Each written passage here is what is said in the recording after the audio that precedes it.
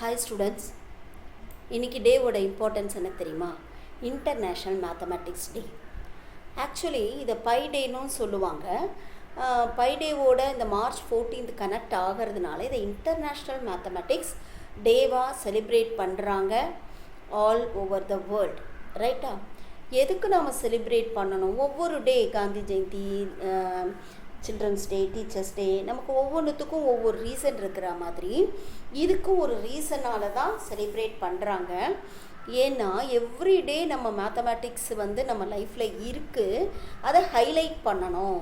So இதை நம்ம celebrate பண்ணும்போது ஒவ்வொருத்தர் ஒவ்வொரு மாதிரி அப்ளிகேஷன்ஸை சொல்லலாம் இல்லையா? அண்ட் எஜுகேஷனில் பார்த்திங்கன்னா மேத்தமேட்டிக்ஸ் இல்லாமல் எதுவுமே இல்லை. அப்போ அந்த மேத்தமேட்டிக்ஸ் எந்த மாதிரியான யூசேஜ் ஆகுது அப்படிங்கிறத எஜுகேட் பண்ணணும் எல்லாருக்கும். அப்போ தான் அவங்க விரும்பி படிப்பாங்க இல்லையா?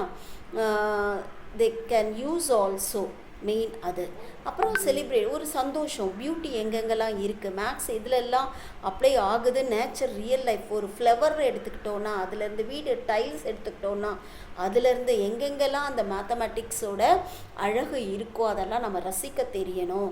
ஐயோ எனக்கு மேக்ஸ் கஷ்டம், எனக்கு மேக்ஸ் வேண்டாம், ஐயோ மேக்ஸ் இல்லாத குரூப் 10th அப்புறம் எடுக்கணும், அந்த மாதிரியான பர்சன்டேஜ் இன்க்ரீஸ் ஆகிட்டே போகிற இந்த காலகட்டத்தில் நாம் இப்போது இதுக்கு இம்பார்ட்டன்ஸ் கொடுக்க வேண்டியது அவசியமாகுது.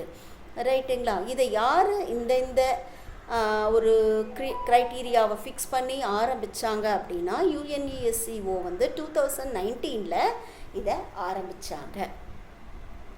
நம்ம டாபிக்குள்ளே போகலாமா? நம்ம இப்போ என்ன பார்த்துட்ருக்கோம்? ட்ரிபிள் இன்டகிரேஷன் பார்த்துட்ருக்கோம் இல்லையா? ஒன்று கார்ட்டீசியன் பார்த்தோம், அடுத்தது பவுண்ட்ரிஸ் பார்த்தோம். இப்போ இந்த மாதிரியான பவுண்ட்ரி கொடுக்கும்போது இதை நாம் எப்படி சால்வ் பண்ணுறது? இந்த பவுண்ட்ரிஸில் டைரெக்டாக பவுண்ட்ரின்னு கொடுக்கல, லாஸ்ட்டு சம்மில் ஒரு ஈக்குவேஷனாக பார்த்தோம். அந்த ஈக்குவேஷன்லேருந்து பவுண்ட்ரி எப்படி கண்டுபிடிக்கிறதுன்றதை பார்த்தோம். இதை பொறுத்த வரைக்கும் பவுண்ட்ரி அப்படின்றத லெஸ் தென் கிரேட்டர் தென்ன்ற மாதிரி கொடுத்துருக்காங்க. ஆக்சுவலி இதோட இம்பார்ட்டன்ஸ் என்னென்னா, நம்ம 3D ட்ரா பண்ணி பார்க்கணும். அந்த 3D இப்போ கொடுத்துருக்கிறதோட வேரியேஷனை நம்ம ஈஸியாக சம் போடுறதுக்கு எப்படி கன்சிடர் பண்ணிக்கலான்னா, x varies x = -2 to x = 1ன்னு எடுத்துக்கலாம். அதே மாதிரி what is the variation of ஒய்ன்னு எடுத்துக்கிட்டோன்னா, இந்த இடத்த பொறுத்த வரைக்கும் ஒய்யோட வேரியேஷன் என்ன கொடுத்துருக்காங்க? 0 to y = 3 கொடுத்துருக்காங்க. இசட்டோட வேரியேஷனை என்ன கொடுத்துருக்காங்க? z = 1 to z = 5ன்னு கொடுத்துருக்காங்க. ரைட்டுங்களா? ஆனால் இதோட 3D டயக்ராமையும் நமக்கு வரைய தெரியணும். அதை இப்போ நான் காமிக்கிறேன். ஆனால் இதை நான் இன்னொரு யூடியூப் லிங்க் போடும்போது உங்களுக்கு எப்படி வரையணும் அப்படிங்கிறத நான் சொல்லித்தரேன் 3D. ஓகேவா?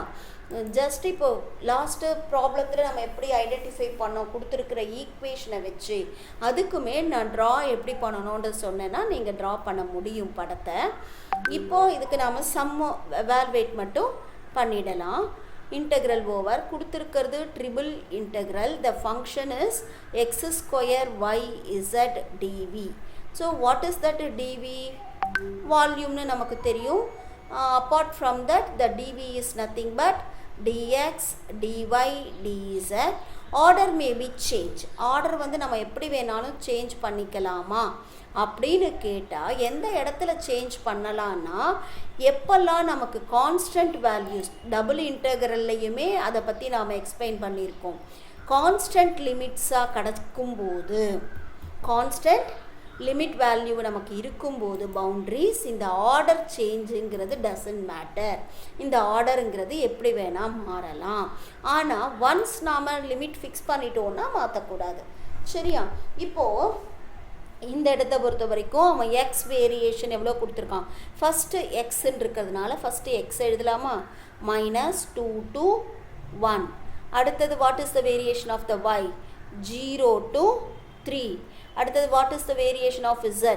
1 to 5. இப்படி ஃபிக்ஸ் பண்ணிக்கணும். ஆர்டர் மாற்றி கூட நீங்கள் போட்டு பாருங்கள், எல்லாத்துக்கும் நமக்கு ஒரே ஆன்சர் தான் கிடைக்கும். ஏன்னா கான்ஸ்டண்ட்டாக இருக்கிறதுனால. இப்போ நாம் எதை ஃபோக்கஸ் பண்ண போகிறோம் அப்படின்னா இந்த இன்டகிரேஷனை ஃபோக்கஸ் பண்ண போகிறோம். அப்போது integral with respect to x, the first integral அப்படியே வச்சுக்க போகிறோம் 1 to 5, the second one 0 to 3, இதோட காம்பினேஷன்ஸ் dy dz அப்படியே இருக்கட்டும்.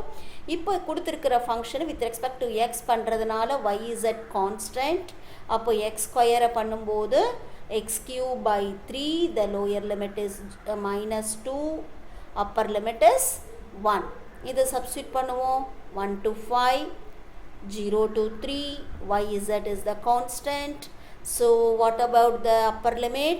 -2 whole cube divided by 3 minus lower limit. It is first upper limit தானே போடணும். upper limit போடும்போது upper limit is 1, right? So 1 cube by 3 minus lower limit is -2 whole cube by 3 into dy dz. Okay, இப்போது இதை simplify பண்ண வேண்டியது தான். Simplify பண்ணும்போது என்ன கிடைக்கிது? 1/3 கான்ஸ்டன்ட் டைரெக்டாக வெளியில் எடுக்க போகிறேன். இந்த நம்பர்ஸும் கான்ஸ்டன்ட் வெளியில் எடுத்தேன்னா 1 -2 க்யூப் பண்ணால் +8ன்னு கிடைக்கும். Integral over 1 to 5, integral over 0 to 3, உள்ளே இருக்கிற ஃபங்க்ஷன் yz dy dz, ரைட்டா?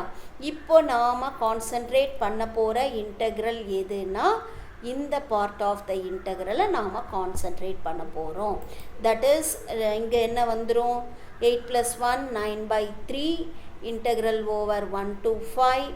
yz வித் ரெஸ்பெக்ட் டு yன்னும் போது z கான்ஸ்டன்ட். yயை பண்ணோன்னா y² by 2ன்னு வரும். Lower limit 0, upper limit 3 into dz. 9/3ன்றதை அடித்தோன்னா 1 3s are 3, 3 3s are 9. அப்போது இந்த இடத்துல வெளியில் இருக்கிற கான்ஸ்டன்ட் 3ஆக போயிடும். உள்ளே இருக்கிற by 2வை வெளியில் எடுத்தால் 3/2 and 1 to 5. z is that constant here. Upper limit substitute பண்ணால் 3² minus lower limit 2². இதை ரீரைட் பண்ணி எழுதணுன்னா 3/2 and 3² is 9. இந்த 9ங்கிறதும் கான்ஸ்டன்ட் வெளியில் வந்துடும். And 1 to 5 z into dz. இது ஆல்ரெடி நம்ம ஃபஸ்ட்டு சம்லேயே இந்த சிம்பிள் மெத்தடை நம்ம சொல்லியிருக்கோம். இருந்தாலும் இந்த டயக்ராம் வச்சு வர்றதுனால இதை நாம் திரும்பவும் இதை எடுத்திருக்கோம். லாஸ்ட்டு சம்லேயே கார்ட்டீஷியன் எப்படி பண்ணுறதுன்றதை நம்ம பார்த்துட்டோம் இல்லையா? ரைட். 3/2, 3 into 9 27/2. இங்கே இசட்டை பண்ணோன்னா என்ன வந்துடும்? z² by 2, lower limit 1, upper limit 5. So 27/2, 5² minus இந்த 2வையும் இங்கே வெளியில் எடுத்துட்டோன்னா 5² minus 1², that is nothing but 27/4. இங்கே என்ன வரும்? 25 minus 1 equal to 27 into 24 divided by 4. So 1 4s are 4, 6 4s are 24. இப்போது நம்ம ஐயோட வேல்யூன்னு சொன்னோன்னா என்ன வந்துடும்? 27 into 6 is that I value. 7 6 are 42, 4 2 6 are 12. So the value of that integral is 162. Thank you, students.